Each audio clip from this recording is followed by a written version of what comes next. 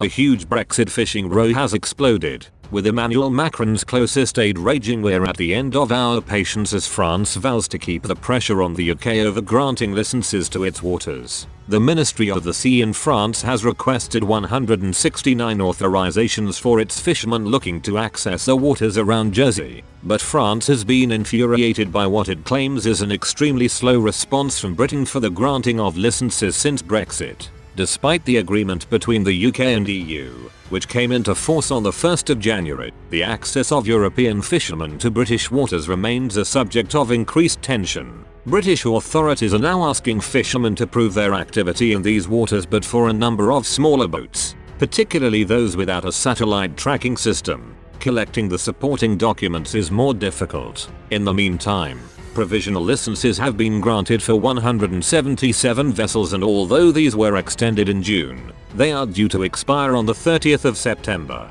Secretary of State for European Affairs Clement Beaune has launched a furious attack, denouncing an exasperating anti-game on the part of Britain. He raged during a hearing by a committee of the National Assembly. "There is a very bad game, an anti-game, to put it that way, from Britain. We have been patient. We have obtained results in a number of fishing areas and licenses, but we are far from the target," Mr. Beaune further warned. "We are at the end of our patience." The government minister added all the supporting documents needed to prove the activity of 169 boats in Jersey have been sent to the British authorities, and he is not waiting for the UK to respect its commitments. The furious outburst and warning from Mr. Beaune towards the UK has been given full backing by a French MEP. Stephanie Yoncourtin wrote on Twitter, "Thank you, Beaune, for raising the tone for the fishing sector in Normandy and elsewhere. Together we keep the pressure on the United Kingdom to honour the Brexit deal today and tomorrow. The whole agreement and nothing but the agreement." Senator Jean-François Rapin,